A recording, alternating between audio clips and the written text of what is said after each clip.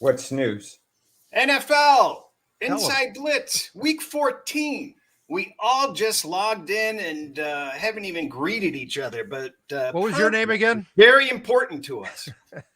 Good morning, everybody, or afternoon, or wherever you may be. Happy Friday, Week 14. We got some great matchups this week, guys, and some interesting news today as well. How the hell is Trevor Lawrence a game-time decision for Sunday's game suddenly? Would you explain that to me? He couldn't even walk off the field. Well, Ron, you may know this better than I do, but they can't intentionally lie about his condition in a favorable way, can they? They could get slapped on the wrist. They could get fined, penalized, that kind of thing. But some organizations take it more seriously than others. Well, we used to know, New England obviously used to list most of the team every week at some point. So we do know they like those shenanigans. Well, again, if you just say it's a game time decision, you're not going to get in any trouble for that because all you say is he's not ready. That's all. Right? I don't know. I mean, we had a big problem with Burrow. Obviously being injured and not being on the injury list, the inverse should also be true that, if somebody has no hope, you shouldn't be listing it deceptively, I guess. But again, you're assuming. We have no idea. And there's no way to prove that unless Peterson admits it. And that's never going to happen. So anyway, interesting. That's the latest news for today. But in the meantime, your thoughts on the exciting Thursday night football game last night? It hit the overs in the second quarter, and I'm sure you guys were all over that. I didn't watch a play of the game. I did watch it. There was an over situation present, which I didn't do anything about. And I had a confession that based on our Tuesday show, when Cris and I talked about it, one of the points that I brought up was the fact that Pittsburgh had a +10 turnover ratio and New England's turnover ratio was -10. I just couldn't see how that would continue with Mitch Trubisky at quarterback. So hold your nose, small play on New England. Just basically because if you really believe that game would be equal turnovers, which I did, then maybe the wrong team was favored, although New England seems to be going through the motions so many times that I didn't even trust myself on the play. What was the closing line on that game? 5.5. Okay. 5.5 mostly. 5 to 6, actually. Yeah, and how do you trust Pittsburgh right now? Anything over a field goal, really, right? Yeah, same thing happened last week against Arizona. We were both not trusting them against Arizona. Okay, so right now it looks like Pittsburgh, to me, is not going to make the playoffs.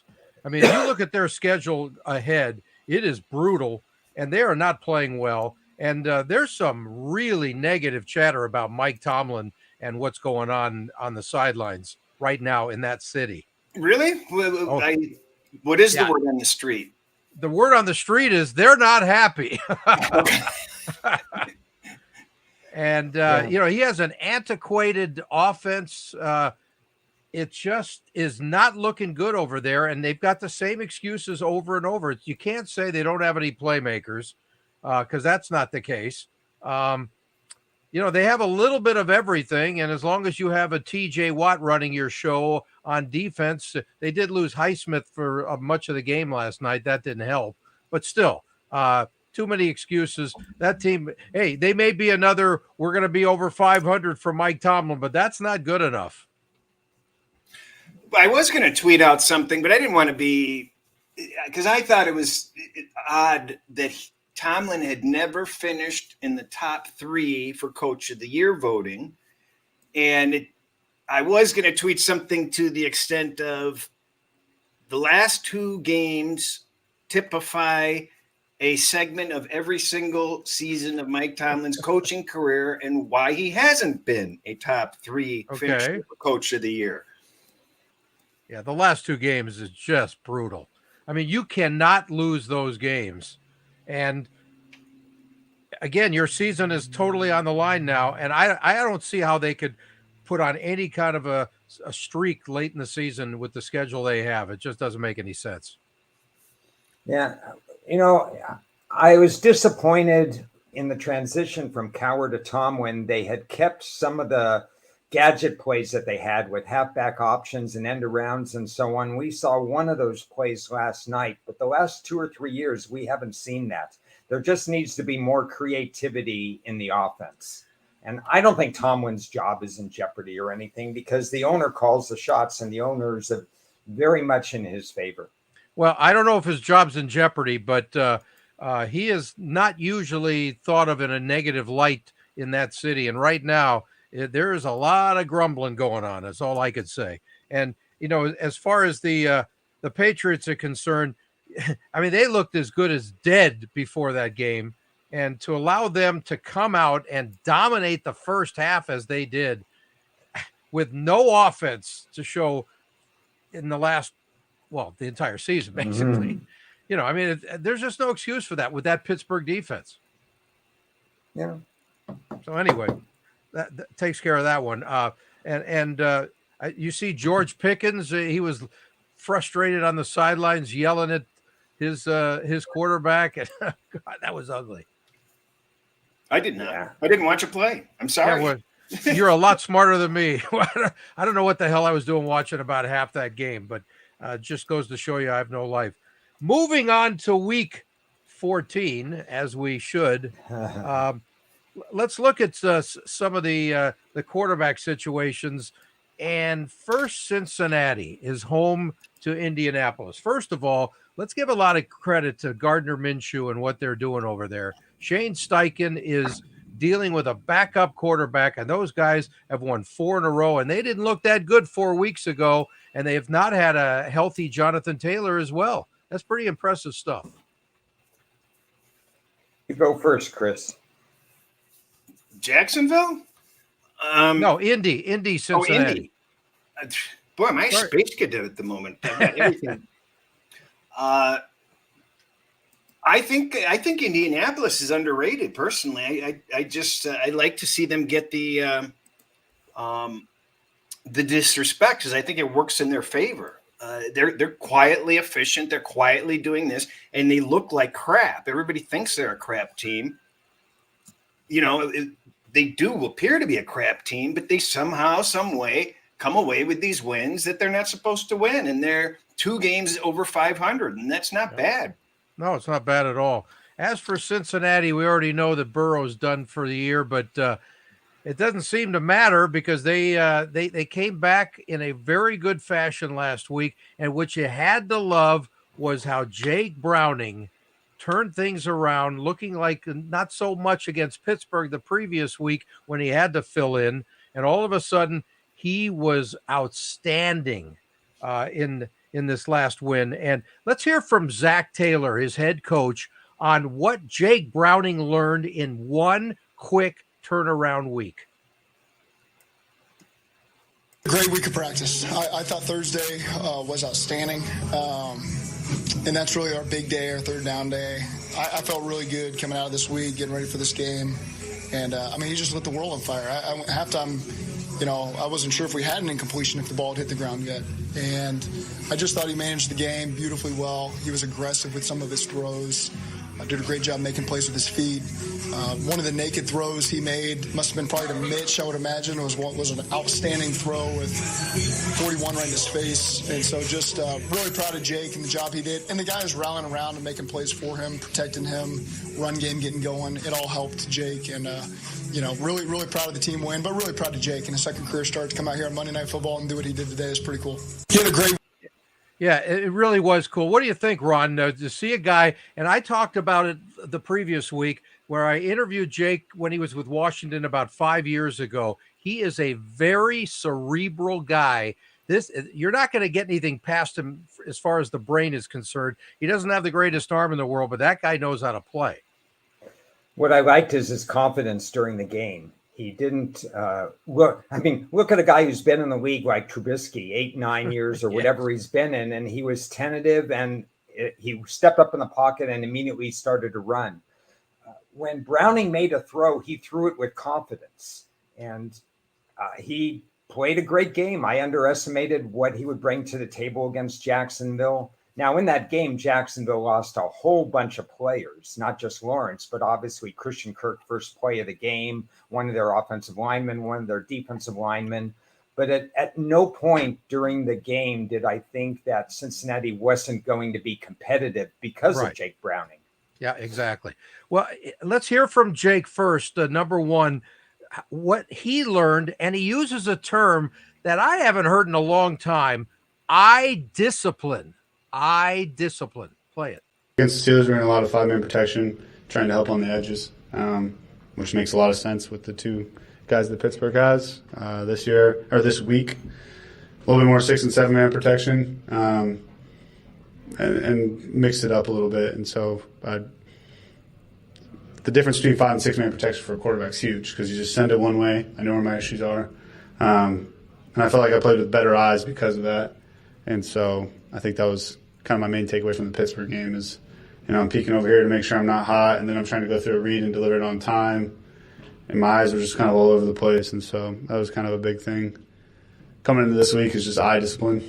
Against the Steelers, eye discipline. That's really – when's the last time you heard that from a quarterback saying that's the difference between last week and this week?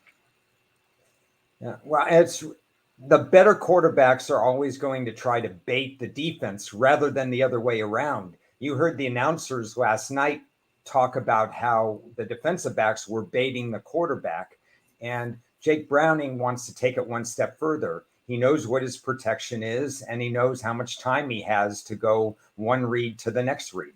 Yep. Let's hear one more from Jake talking about his confidence going forward, and he's hardly surprised that he won a game in the NFL.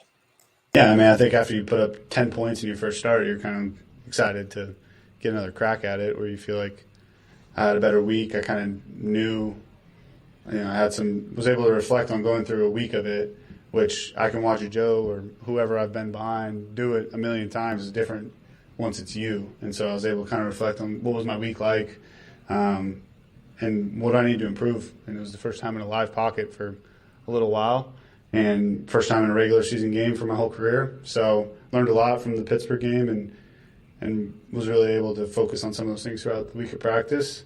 But yeah, I think the main thing is just having those reps and having another week of it, and we were able to put up points. I haven't played a lot of football, but it's not like I'm not used to winning. Like, I've won a lot of games in my career. None of them have been in the NFL until today, which is obviously noteworthy. But I'm used to winning. I've won a lot of football games in my life. Yeah, I think he has. He's won a lot of football games in his life. That's a confident guy. And you know what? He could have a heck of a nice backup career right now after just this little tiny taste of what he's able to do. Backup, I did watch that game, and he looked like he could be a starter quite easily. Maybe, but still, realistically, he's a solid backup right now. He's given Cincinnati new hope for the playoffs, but that divisional record still sets them back. Absolutely. It's something we discussed on Tuesday. I was surprised Indianapolis opened as a 1-point favorite. And because I had set it Cincy -1.5. That's what it is now, right? 2. Even 2. Oh, it's 2. Really? Okay. Yeah. So, and I was a little surprised actually when we were on air last Tuesday that the line hadn't flipped. Huh. Did you take it? I took a bunch of positions on the Bengals, teaser positions, knowing that Cincinnati was going to be the favorite at some point. I'm surprised. But I was surprised last week that Indianapolis didn't become the underdog. They remained the favorite the entire week. Very surprising to me. But they are 5-1 on the road. They show up. They do things quietly. But I would have thought that after the Bengals showed their resurgence against Jacksonville, that on national TV, that they would be getting more support, even if it was phony support, and they don't really seem to be getting it. So everybody wants to see one more game. one more game out of Browning, one more game out of Cincy, because their defense Yeah. still isn't playing lights out. It's not in the top 10 defensively. Jacksonville did push them around a little bit. So I think rightfully so, people want to see one more game out of Cincy. Right. So, Cris, you have Cincinnati over a touchdown in a tease then, right? Yeah, but I like Indianapolis in this game. So but I wasn't going to play them straight anyway. So Right. I knew I would be able to come back with 10-point teasers, take them up to plus 12 or take them to plus 8. And that's the way I plan to play this game from Monday when I saw the line where it was. So, and it has come true to form. It wouldn't surprise me for Cincinnati to keep getting bet up a little bit, but I think the models and the metrics show that there are more things wrong with this team than just Burrow and Browning difference. There's a lot of problems with Cincinnati all over, so you can't ignore that. Yeah, by the way, you also can't ignore Browning doing a good job with, again, a below offensive line. Yeah. That's pretty impressive stuff. Yeah, the matchup analysis that I have would probably give Indy the slightest of edge. And it's hard to get a power rating on some of these quarterbacks that we're seeing in the NFL. So obviously my power rating for Cincinnati is circled because I have 1.5 games of Jake Browning tape like everybody else. But it still comes out to Cincinnati slightly better on a neutral ground against Indianapolis. That reminds me, we should bring up the topic because we keep getting asked, well, how much do you value this quarterback difference or that quarterback difference? And it's important that you can't just arbitrarily make that difference up because it really depends on the dynamics of the matchups for that particular quarterback in the next game. So certain quarterbacks are going to fare better against certain defenses, and they're going to, lay a turd, against other defenses. That's exactly. There's nothing really much to add about that. Yeah. Is the defense they're facing going to force them into pass situations? Is Marcus Lattimore on the opposing defense, or is a rookie safety or cornerback going to be on the opposing defense? What's your team look like? Does your team have the ability to control line of scrimmage by running the ball, or are you going to be forced into 3rd and 7s? It's all about matchups. Yeah, it's always about matchups, but there's the other thing to look at is we brought it up as a total topic last week is the amount of backup quarterbacks that are stuck with right now, right? So what do those guys value when it comes to the line on a week-to-week basis? You almost have to list each guy and say, well, this guy's worth a half a point more than the other guy, and the other guy totally stinks. That kind of stuff. I mean, it's got to be hard from an odds standpoint right now to figure out the true value of some of these backups. I agree with you. I mean, we've been caught on. I just remember that we've been asked several times on the show what the differences are, and neither Ron or I have those numbers because it seems like a waste of time, frankly. It's on the fly, basically, isn't it? Well, I mean, you're picking up data points every time they throw a pass. Yeah. So I'm like Browning was an adjustment for me. I just put something in the chat is like I had adjusted Burrow to whoever the backup was going to be 5 points. And now I've changed it down to 3.5 points difference between Burrow and the backup. But like Cris said, that's a general number. Then you have to match it up to who they're playing. Yep. All right. Well, let's talk about the matchup of the week. Okay, guys. There's nothing like an NFC South matchup for first place when you're just trying to be around 500. Tampa Bay at Atlanta, the first place Atlanta Falcons at 6-6. It is for first place. And, is Desmond Ridder the guy? He's 2-0 against Tampa Bay, much better at home. And it's going against Baker. And you never know what Baker is going to show up. What do you got? What are your thoughts on this game, guys? I'm looking really forward to this weekend for this division for some reason. If they're going to get out of here, if they're going to put us through the misery of monitoring their division, well, then let's let them go back into full mediocrity. And I want to see Tampa Bay beat Atlanta, and I want to see New Orleans win, and I want to see a 3-way tie for first. And it's just a race from the bottom to the top of the bottom. So a three-way tie for first, 2 games under 500. That's what we want to see, right? But I think we talked about it on Tuesday. I think, didn't we mention, and I didn't bet it actually. I should. I kind of like the plus 145, plus 150 no on Atlanta to win the division. What do you think about that, Ron? Yeah, we did talk about that, and I didn't do it either because I was still fleshing it out. I even had a homework assignment I didn't do. Do either of you have what Atlanta's home record is, or any of our 4-2 right now? 4-2 at home straight. Yeah, because Desmond Ritter's really good at home, and he stinks on the road. Okay. Yeah, I have a situation that goes against Atlanta in this game. I'd rather have points in this game. I'd rather have 3 points in this kind of matchup as always, because this, for the teaser folks, you kind of feel like, okay, so Tampa's the dog. You can get them over 7. Why not do that? That's Exactly. kind of the teaser mentality, because who's Atlanta to win by margin if Baker Mayfield's a gamer kind of thing? So he's going to tough it out. He doesn't have to tough it out that much against a pretty average Atlanta defense. It just has one of those 2017, 23-20 rings to it. Yeah, totally. Yeah, see, we blew it. It's down to, you can actually lay minus 150 now on the yes. So you're only getting plus 120 on the no. So yeah, because people listen to our show. That's damn it. Yeah, but you don't listen to your show. You guys got to pay attention to your own words there. All right, that's way too much time on the Bucs and Falcons. Let's go to your Lions, Cris. They're at Chicago this week. Obviously a road favorite. Questionable situation for your center, Frank Ragnow. It's not questionable. He's out. Oh, he's definitely out? He's okay, definitely out. I didn't know that. Okay, so well, then Detroit is questionable.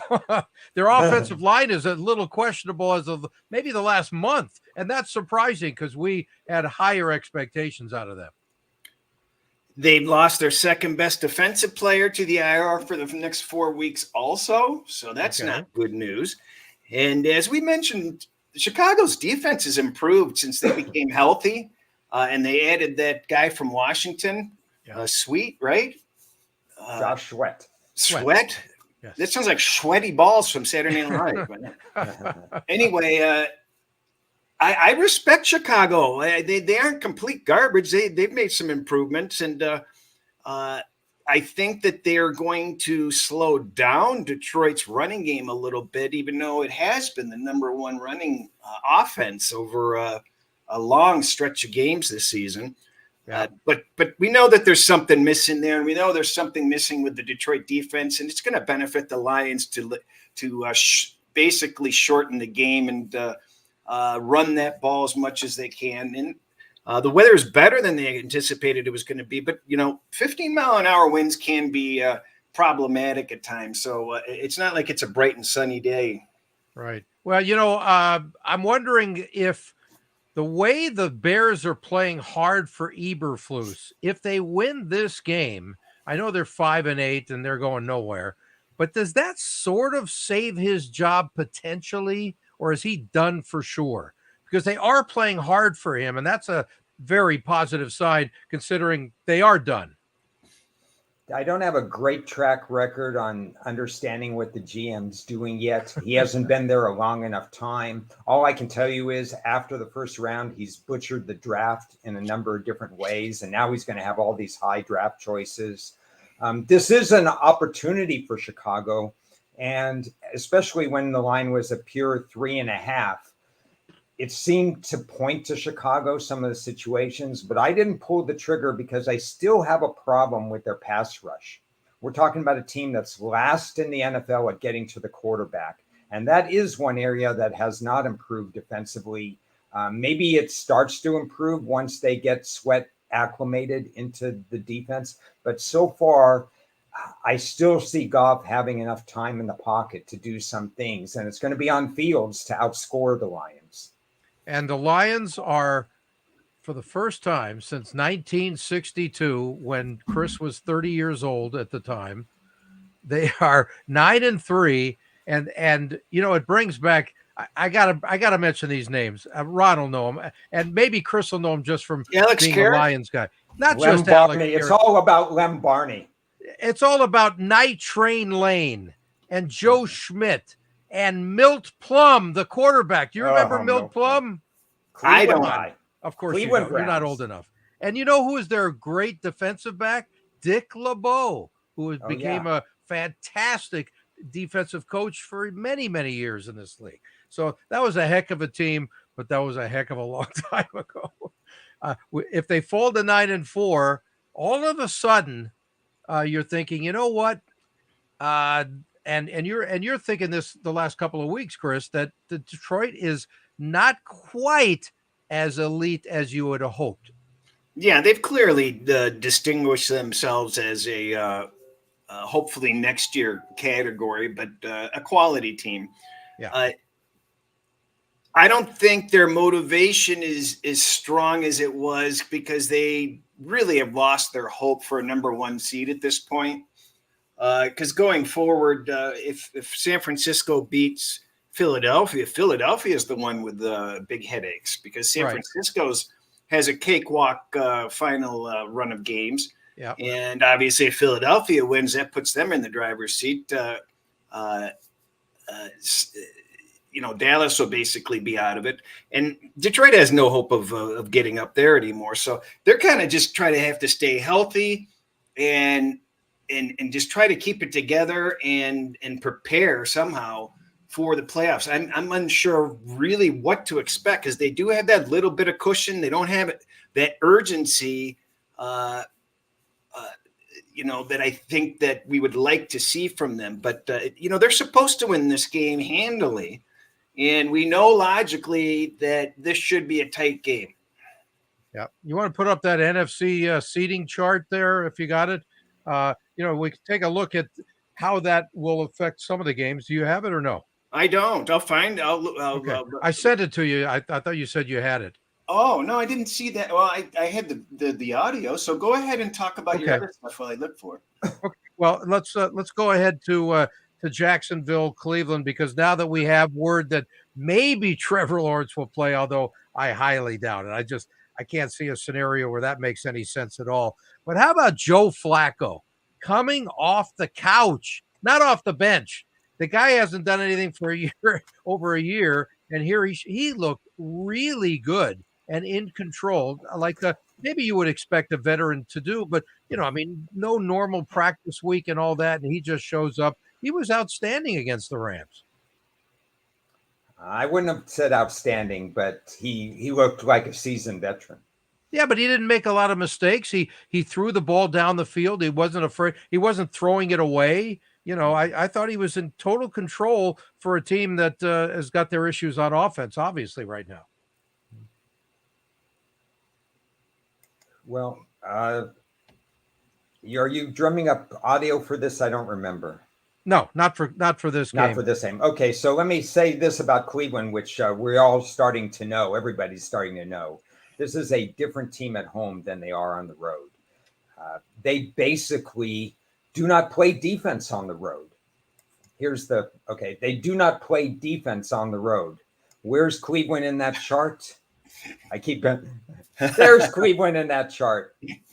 Or are they in that? Yeah, they're in the number 5 spot right now. So this is a pretty important game for both teams. Right. Because the Jags, if they lose this game, they're in danger of falling out of first place, and then they would lose the tiebreaker to Cleveland.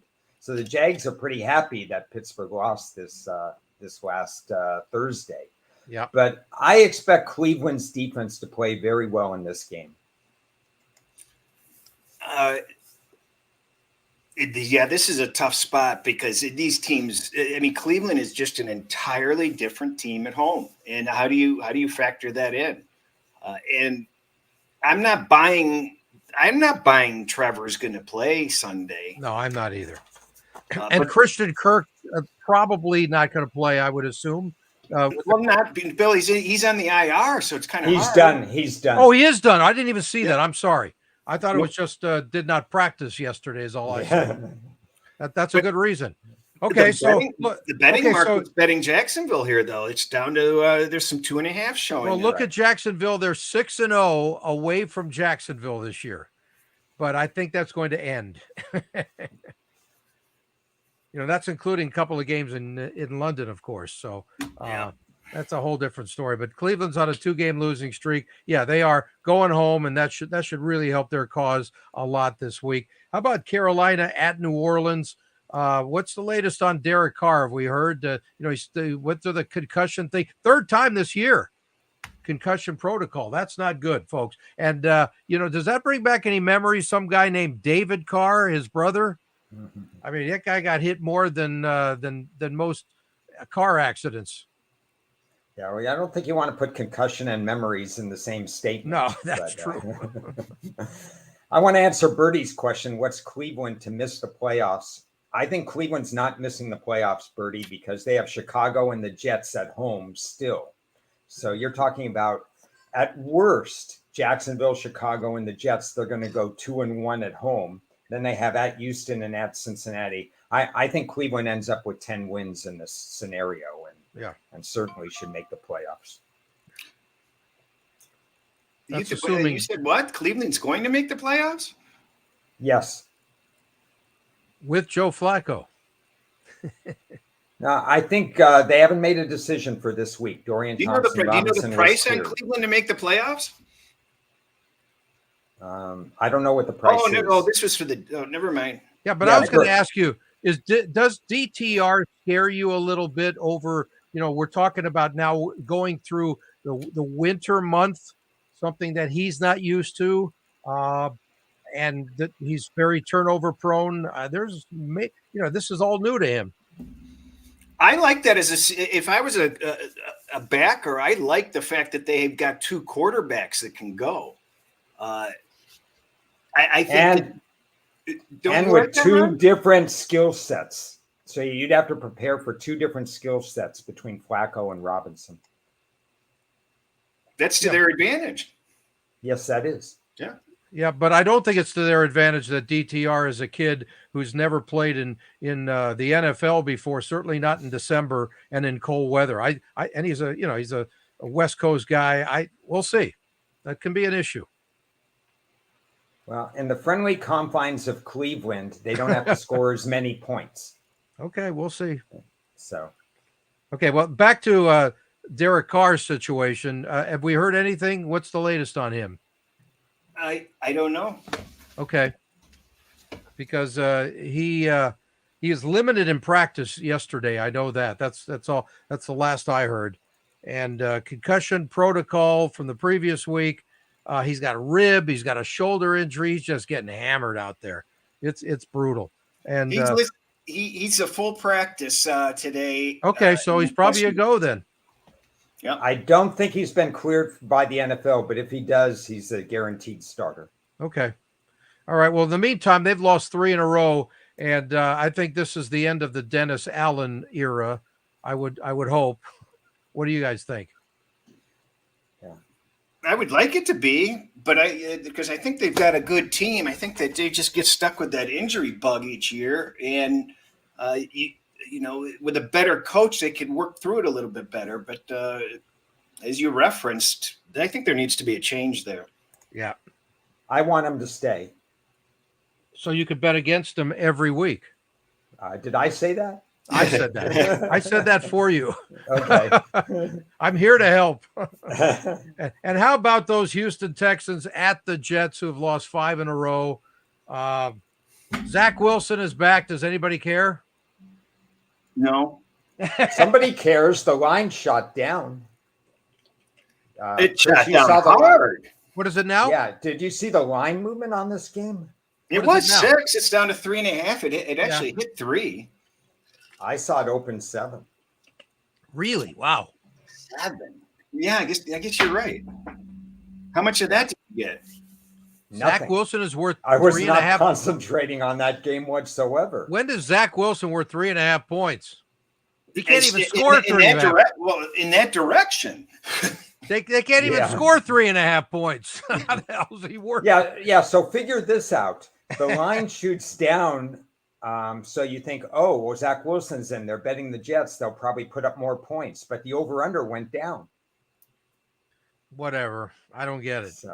So he's the starter of the rest of the season as long as he's healthy, or as long as Aaron Rodgers is not healthy, whatever that's worth.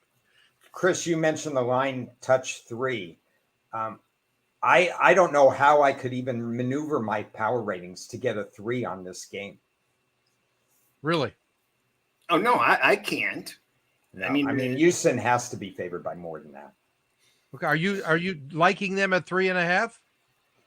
I'm not playing the game because it's a new situation for Houston to be over a field goal, spread it on the road, and especially when it was 6 and 7 points. If I thought the Jets had any life at all, that would be the side I would go to. But I'd much rather not even worry about this game. Yeah, unfortunately for Houston, you lose Tank Dell for the year. I know Dalton Schultz was did not practice with a hammy yesterday, so they're a little banged up on offense. He's out, I think. Is he out? I believe so. Okay, that was not as of last night, so maybe they called him out today.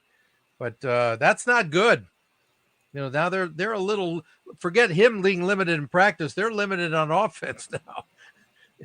There's that's a big difference as far as some weapons for sure. How about the afternoon games? The Raiders home to Minnesota. Josh Dobbs, the Pastronaut, will be starting again. I don't even know why that was even an issue. Just because if he had a bad game, it's like that's got to be the best they've got. I mean, Josh Dobbs is going to have to play. Where do you think the line ends up, Cris? I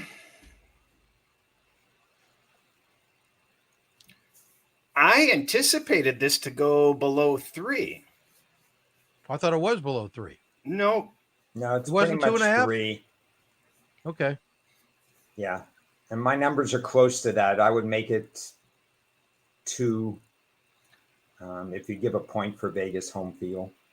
There's an issue if there's an issue if Crosby's playing or not. He'd be a real pain in the ass for Dobbs. But as we discussed on Tuesday, I think that they were much more careful with him last game, and that's why Minnesota looked so inept, because they had to play a vanilla offense and not allow him to get injured because they didn't have a quarterback that was going to be able to step in, and now they have Mullins that they can at least step in. And so I think they're going to see more running from him. And I think that they're going to have to open up the playbook for passing a little bit because they didn't let him pass. And a lot of those, a couple of those interceptions were not his fault remotely. They were dead in their hands and just bounced out of people's hands. So, I was pissed off with what I saw because I expected more from him. And I expect a bounce back game for the Vikings because I with Jefferson back in the fold, I think that's going to help also. Of course. Yeah, I think Jefferson is the thing that's keeping this line at 3. Oh, okay. Interesting. So you guys have plays on the game? I do not currently. I don't know about Cris, but I do side with Minnesota due to 2 or 3 situations. So at a straight 3, you have no problem laying it then? I'd prefer to lay less, but yeah. Okay, just checking. But I think Minnesota's the right side. Yeah, I think Minnesota's the right side. I'd be looking along the money line or a teaser version of getting involved. But some way or another, I'll be involved in Minnesota. Yeah, remember a month ago when we were saying, wow, look at the way the Raiders are playing for their new interim coach, Antonio Pierce. Now they've dropped 2 in a row. Could be 3 in a row, and that's the end of the Pierce era in a hurry. It's not a reflection on Pierce. It's just it's reality. On it's hard to keep up a certain level. It's just really hard to keep up a certain level. And they're limited. On defense, we know what they picked it up for a little bit under him. He's a defensive guy. But overall, they're not that good. And certainly if Max Crosby's out, they're in bigger trouble. I think he's going to be in. He's trending in. But okay, good. But I think that their tire blew out with that new coach cigar smoking euphoria. And they go into the break and they get some rest and they know they're done. I mean, that's the odd part of their bye is doesn't I mean, because Ron, buys are really important to you, and you study the effects of buys. In this situation, I feel like if I'm a Raider, okay, we're not going anywhere. I'm on the bye. Let's just finish out the season. I mean, are you going to really have the energy to come back and stick it to the Vikings? Yeah, the bye in this case is kind of strange. For Minnesota, I think it helped because it gives 2 more weeks for Dobb without a game to get back in. It gives Jefferson the chance to get back in the lineup. It gives them some chemistry in practice. And for the Raiders, they need to reset. For their young quarterback, it helps to get more reps in practice. For him to get on the same playing field as Devontae Adams, who's had a tremendous amount of game history playing against the Minnesota Vikings, there's some things that it is going to help. But if you believe that Minnesota under Flores as a defensive coordinator has got the Vikings playing a little bit better, then I just think if you think the Minnesota defense is better than the Raider defense, well, I also think the Minnesota offense is more versatile than the Raider offense as well. Yeah, and kudos to Devontae, 13 touchdowns against Minnesota, the most all time. That's impressive stuff. Thanks for having that stat at your hands, Ted. We just played off each other. I'm here to help. I keep telling you. Seattle and San Francisco. Are the Seahawks just in like a little bit of toilet mode? They're going just down the tubes here, or are they are they good enough to still do what they expect? They throw up the NFC playoff picture again if you'd like. So the Hawks have lost 3 in a row, and the Niners have won 4 in a row. They look all world again. How about 6 straight touchdowns drives for the 49ers at Philadelphia? I mean, that is just phenomenal. It really is. Well, I think it's clear that they're a couple of points better than any team in the league when they're healthy. So everybody was very quick. The Sharps were very quick to snap up that plus 12.5, plus 13 that showed up initially. And it just seemed logical. Flat spot after Philadelphia. And they just mopped up Seattle on Thanksgiving. And Seattle is on fumes. And it's do or die for them. And so forth and so forth. And, at some point, sometimes you run into these situations, must win, must lose. And San Francisco's history against Seattle is they just beat the crap out of them. They don't match up well. And it's just so easy for San Francisco to pile in points. Right. I still show value on San Francisco. And you saw it opened at what? It opened at 13, went down to 10.5. It's back up to 11 and as high as 12.5 at the moment. Wow. Actually, I see 10.5 and 12.5 on the screen. Ooh. Right now. There's a middle right there, boys. Wow. You don't see that often. No. Can you put up the NFC picture, playoff picture, please, while we're talking about this? Mm-hmm. Ron, you had some thoughts. Well, I think we saw against Dallas that Seattle will try every game. Dallas is a really good offensive team. They've got things rolling. Seattle's young, but Seattle's trying. I don't think they're out of fumes, especially now that they have the 10 days. The bigger issue is that they're not as good as San Francisco. They're not as good as Philadelphia. They're not as good as Dallas right now. Right. Seattle just needs an easier schedule, and they're not going to get it right now. Yep. No, it's a tough spot for them, no doubt. If they win this game, though, that would be the impressive win of the year by far, and that would really go a long way to their playoff hopes outside of just what's going on in the division. But let's see which Geno Smith shows up this week, right? I can't have him showing up this week. Next week. Next week. All right. How about Buffalo at Kansas City? We do have some sound from Patrick Mahomes. Remembering his last game, they lost to the Packers, and that last drive where there were some real I wonder what side Vegas Cris had with that look on his face with the officials. But I love how Patrick Mahomes dealt with the lack of a PI call at the end of the game. Let's hear from Patrick. It is what it is, man. I mean, Obviously, the guy was probably a little early, but at the end of the game, they're letting guys play. I'm kind of about that. You let the guys play and let the guys win it on the field. But it's hard. It's a hard job, man. So it's not. When we're in that situation, I can't be wanting a flag. I have to try to go out there and win the game myself and with the rest of my teammates. It is what it is, man. I mean, that's a great attitude, and boy, that's the kind of guy I want as my franchise quarterback. Besides his talent, I just wish that they would just have some consistency to what they're calling on the field, and it's just getting worse and worse. And the final play of the game, I mean, you had at least 4 or 5 horrible calls on that one drive alone, not to mention the rest of the game.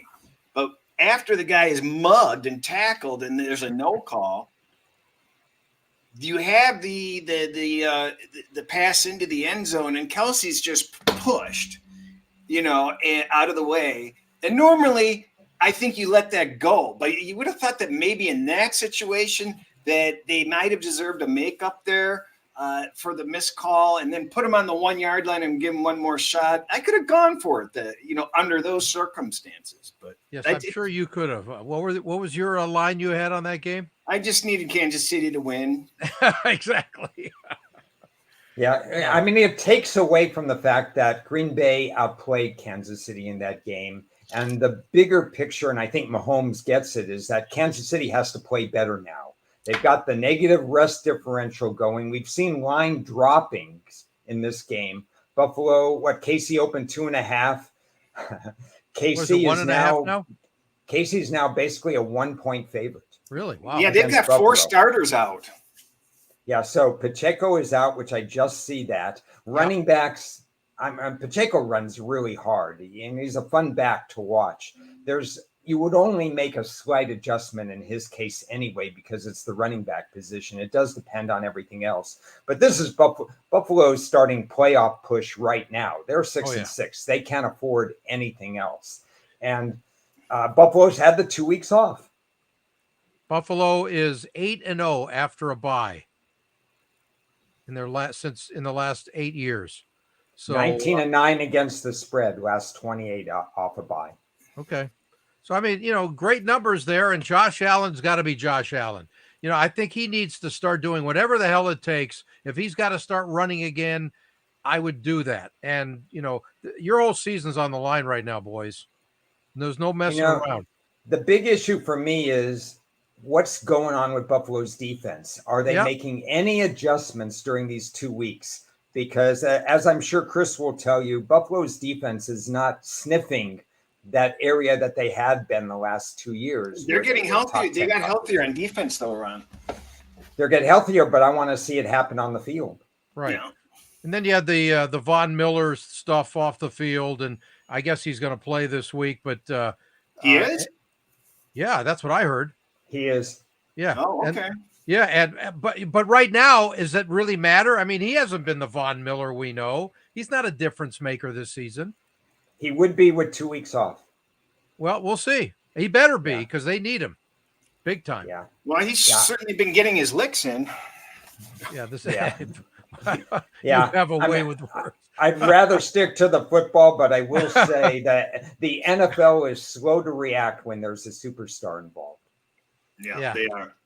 Yeah, no doubt about that. And how about the Broncos at the Chargers, who are 1 game over 500 in the Staley era?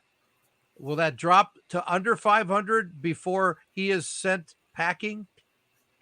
I'm shocked that he's around 500. I can't. I'll tell you, how many times have we talked about over the last few years? This is one of the best and deepest rosters in the entire league, and they got absolutely nothing to show for it. This is an interesting game because the public is heavily betting Denver to the point where I don't normally pay attention to betting percentages, but some of the numbers I've been seeing are over the mid 80s range. And that concerns me when everybody wants to ride that one team's bandwagon. Thankfully, I don't really have much of a lean in this game, though. I need Denver for my season wins over. My line on this is 2.5. What did it open? 3. It did. Okay. And it's at 2.5 and 3 right now. Okay. Yeah, My mostly 2.5. line's 3 right? also. My line's 3, and I think I'm like you, Chris. I really don't have an opinion on the game at the current number. If it was 3.5, I'd have an opinion. Yeah. Well, let's credit the Broncos defense too. As of the last several weeks, they have really come on strong. So if they do that, on the road, they'll be the home favorites anyway in LA, as all the road teams are against the Chargers. There'll be a lot of orange jerseys in the stands. Sorry, I'm just looking for. I was looking for my ratings here. Yeah, we had a question about the ratings. So, anything else on this game, guys? Yeah, Denver, I have in the top 7 or 8 over the last 5 weeks of improvement. What about Buffalo?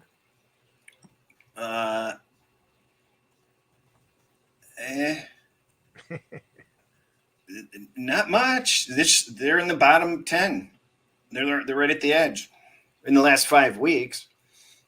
Yeah, I mean, I can't. I would guess, just looking at my stuff, because I don't rank them one by one. I just have their numbers in front of me, that I would have Buffalo low 20s, 20, 22 in that area for defense. But like we've been saying, what happens after this bye week is they're certainly capable of being a top 10 defense.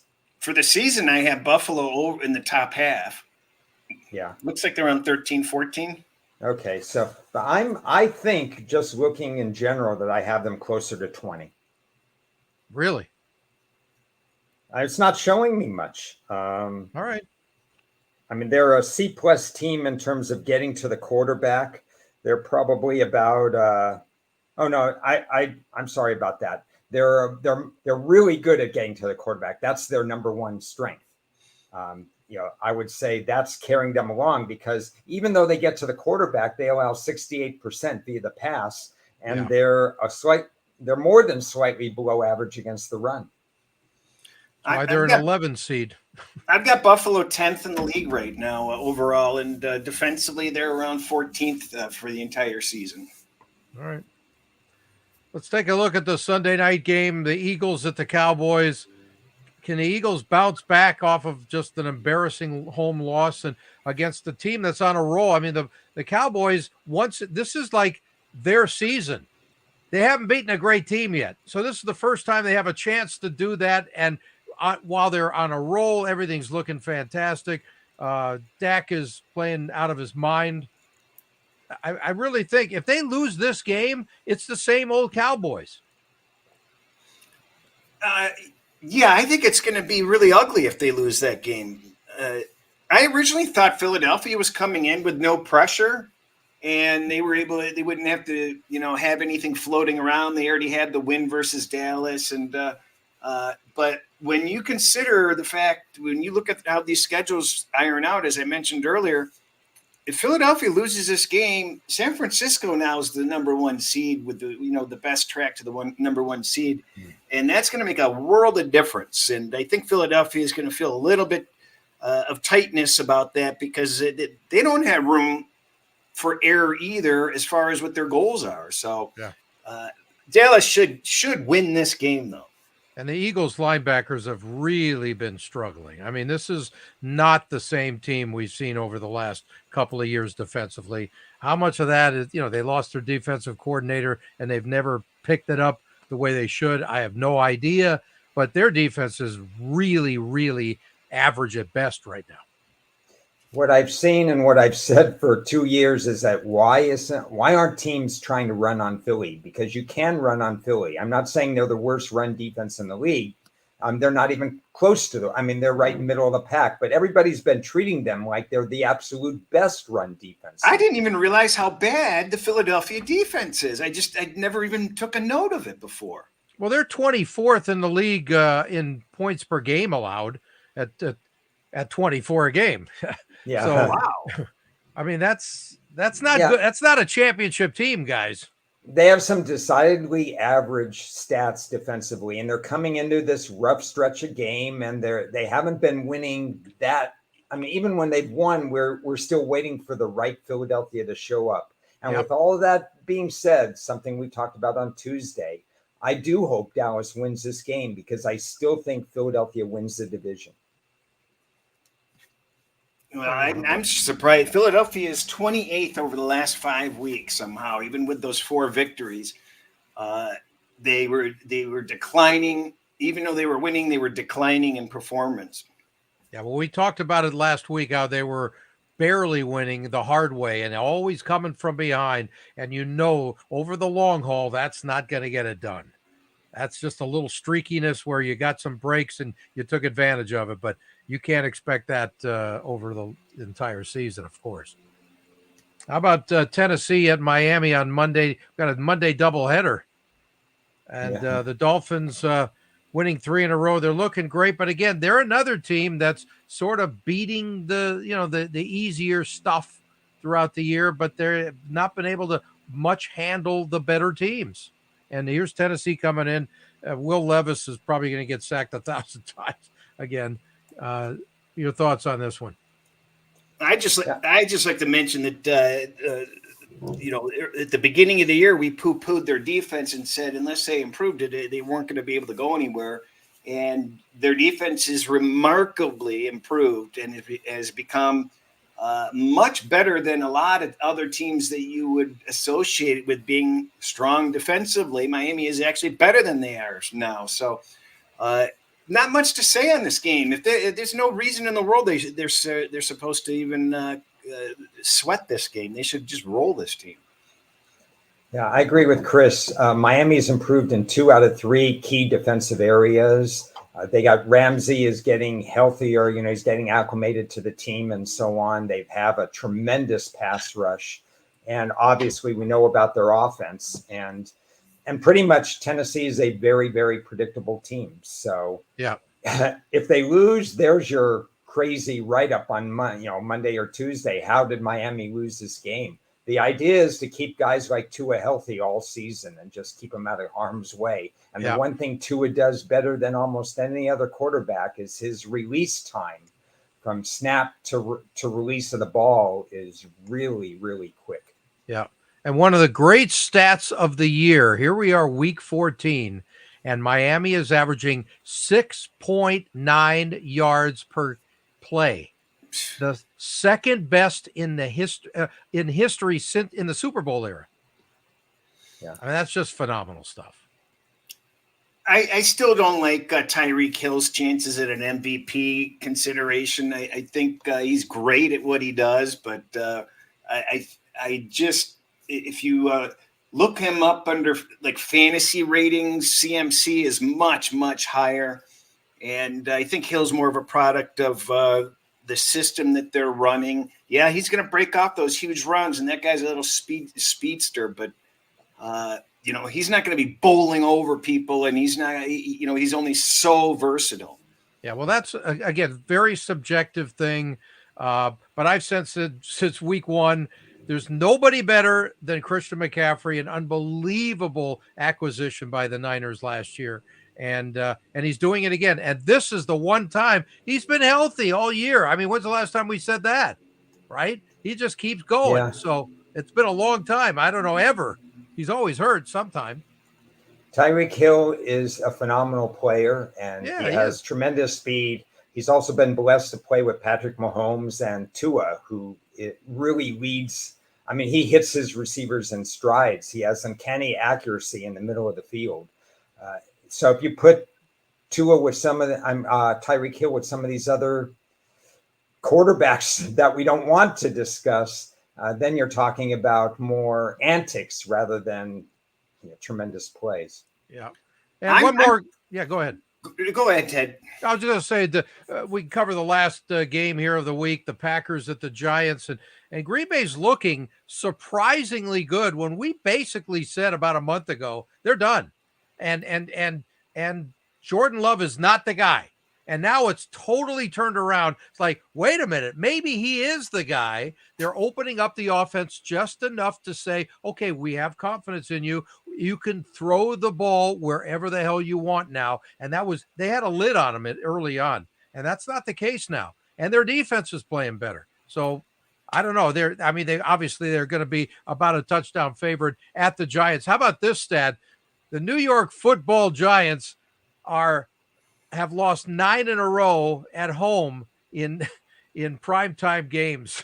Really? Wow. That's unbelievable. You couldn't do that if you tried. I had not heard that stat. Yes. Their last 9. We do have up to 100 people that we could add on this. So we added everybody that believed in Jordan Love 5 weeks ago, and they're going to now join us on the show. Here they are. Yeah. I mean, that is really a hell of a turnaround. And all of a sudden, his body language just shows you a lot. It's like, hey, you know what? I'm in control now. When before it's almost as if I don't know if I wanted to touch the ball. It's that much of a drastic difference from early in the season. A lot has to do with the fact, and we talked about this before the season, there were the Green Bay Packers, their wide receiver group and tight end group, you had to check ID if they wanted to go into a bar. Yeah, well, they're the youngest team in the league by far. Yeah. I mean, they didn't have a wide receiver or tight end on their roster, I believe, that had more than 1 year experience in the NFL. It's absolutely true. Getting acclimated to all that, and Love only getting reps this year as opposed to last year, there was a lot of growth that had to be done from all sides. So I understand the development of Jordan Love right now. I still think there are going to be times, not just this year, but throughout his career, that he will have one of those 2 or 3 interception days. That's just the kind of player he is, and I've seen it throughout college and throughout his NFL career. Yeah, but guys like Brett Favre were the same way, and they did fine. So I mean, you live with it. You live with the good and the bad. Exactly. He's got a little bit of Aaron in him and a little bit of Favre, but he's a little bit more Favre because he's going to take those risks. And when you take risks, as you mentioned, you're going to make some mistakes. Yeah, Packers are 16-0 in December under Matt LaFleur. So that's an interesting stat right there. And they should be 17-0 at the Giants. If they could score more than a couple of TDs, I'd be surprised in this game. But Packers have a very, very easy schedule the rest of the way. They look like a playoff team to me. They're favorites to make the playoffs. They're actually favored. But, do they not remind you a little bit about another team that had a nice little winning streak, and just as everybody, finished their glass of Kool-Aid, they hit a bump in the road, the Broncos? Yeah, I don't know. Look, we're talking about 2 different franchises from where they came last year, though.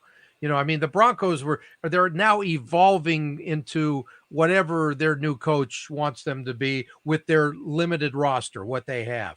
Okay. And their defense has come on, so we give them a lot of credit.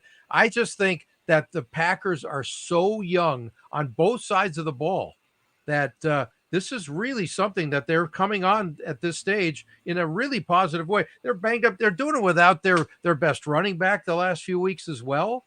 If you have Aaron Jones healthy for the playoffs or late in the season in cold weather, that's going to make a big difference for them.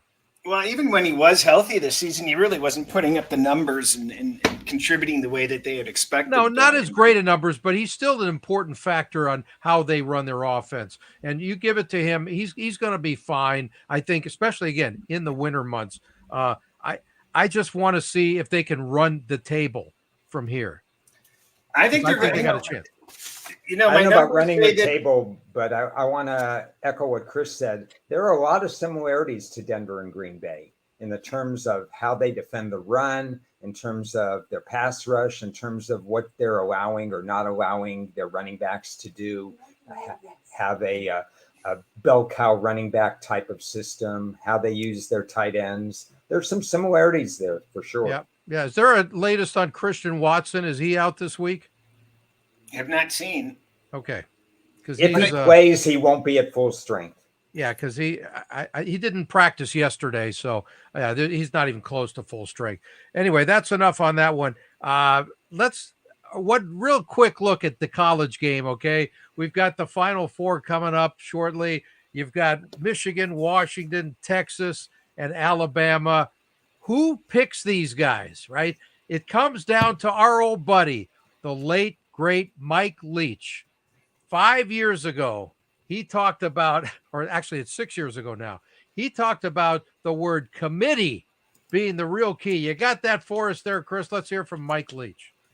The mind-numbingly short-sighted notion that 4 teams for a playoff, somehow establishes something, and that's a very clever approach. I mean, that's such a brilliant approach.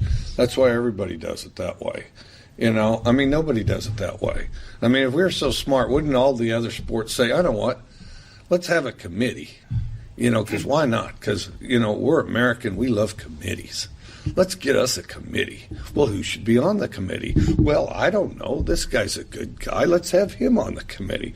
Well, there's people on the committee that don't even have remote associations with football, nor have they at any level other than being a fan. But you know what? Let's have them on a committee. Why not? And then, it'd be fun. We'd go to that resort.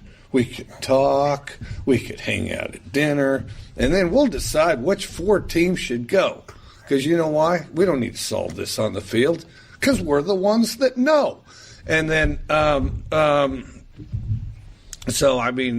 we're going to do it that way, we should just ask them at the beginning of the season, just go ahead and you guys vote on it, figure out 1, 2, 3, and 4, and why even have the games? To me, that's not a playoff. There's nothing playoff about it. And this is even if we make it. Even if we make it, my thoughts don't change. How can you call it a playoff when there's 4 teams? Conference champions don't even necessarily make the playoffs, because you know why? Because the committee knew better. As the mind-numbingly short. The committee. Is that a great comment from Mike? I love the guy. He was so much fun. I give you a big thumbs up for pulling that very appropriate quote up. I just thought everybody get a kick. That was 2017 when he was with Washington State, and they had a chance that year. And he was talking about, hey, whatever happens to us has nothing to do with it because it's up to the committee, baby. Well, we promised to get Ron out of here. He's got a hot date. So good luck, everybody, this weekend. And Army, Navy, Ron? Navy? I don't know what happened with you there. I thought you were going to have a rant, though. Weren't you going to have an unfiltered rant or something? I worked through that. Oh, okay. He worked through that. Sorry to all who tuned in just to hear Cris rant, and then you don't get the rant. Oh, I can rant. Oh, yes, you can. I thought we were going to have a happy Hanukkah rant out of you. Oh, yeah. Second night. Army Navy would certainly, the numbers would point toward Navy in that particular game. Furman is plus 17 against Montana. The simulation likes them by 11. They don't like Furman? They like Furman to lose by 11 as opposed to 17. Why is there it's down to 16 and a half. Yeah, there was 17 and a half yesterday. Oh, there's an 18 I can get. Jesus. Wow, the last thing I thought of at all we were going to talk about Furman today. Yeah, that's the news of the day. More simulations coming. Whatever happened to Mark Furman? Yeah. I thought it was Furman Bisher, the old, you wouldn't even remember, the old golf writer. Anyway. I don't know that, but what? Everybody have a good Sunday of NFL. Win some bets, regardless of what teasers, parlays, straight bets, whatever you got. Exactas, it doesn't matter, anything. Enjoy the week. Next week, we start to get to the real crunch, and that's ins and outs of the playoffs. Who's playing for playoff positioning and who's playing for draft positioning? Because very important week for a number of teams. But I think we'll leave it at that. So this week, set up next week. I mean, we got some, from a seeding standpoint, there's some important games this week. Yeah. Some of the key head-to-head matchups are going to come a little later. I don't count those NFC South matchups as key head-to-heads. Are they still in the league? Something like that. Yeah, exactly. All right, guys. Have an exciting Week 14 Sunday. Merry Christmas. Later.